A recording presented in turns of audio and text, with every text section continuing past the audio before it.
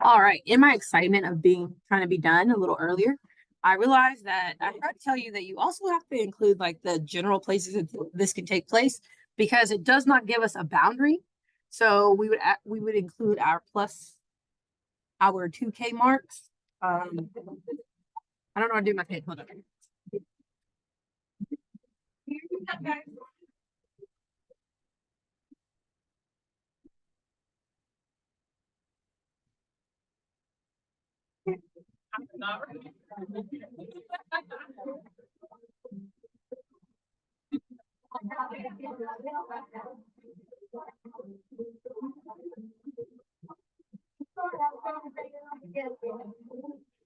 All right. So enough of that.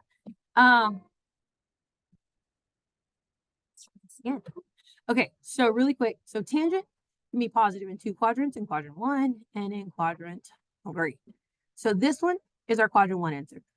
We're going to use that as our reference angle for quadrant number 3 to find our other value. So to do that,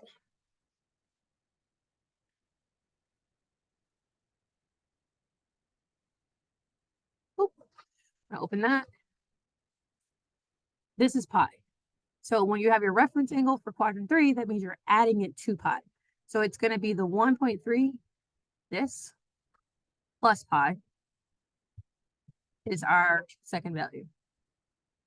Okay, so x can also be 4.51. We're going to truncate. Okay, now key thing here is they both still would need plus 2k, 2 pi k, plus 2 pi k, and k exists in integers. They're just haters. Protect your back.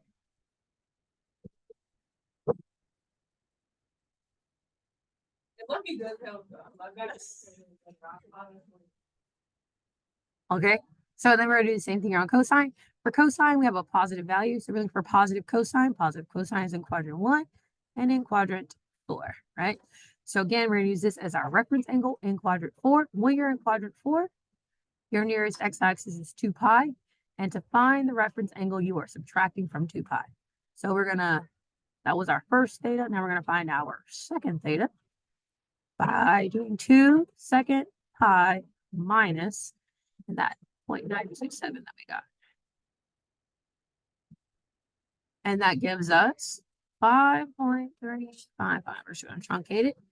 Okay, now for each one of these again, because I can go around the circle multiple times, I'm going to have to write plus 2 pi k.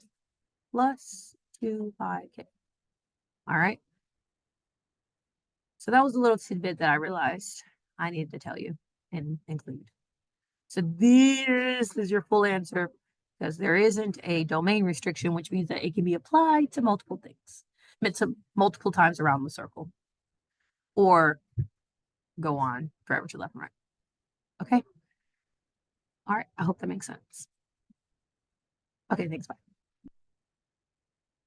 Wait, I forget. That's outside of the domain of tangent. Is it? I'm trying to think. No, it's fine. Let me erase it again. This talking to myself thing. It's crazy. Okay. And the other thing I wanted to come back and tell you, I'm going to go, let me pull up Sylvie, is that this is when, since it's a calculator problem, you can always just use the calculator to find your intersections. So for the first one, you have y equals, and it'll be tan x. So you're going to put your left side in y1, the right side of it in y2, and then you're going to hit graph.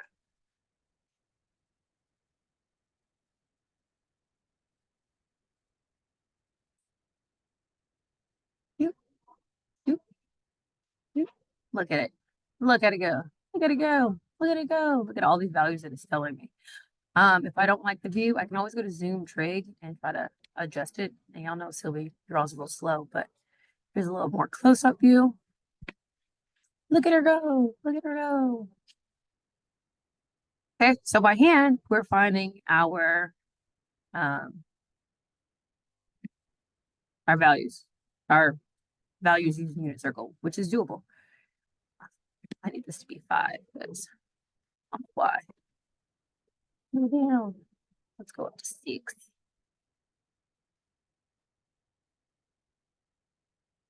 Two, two, two.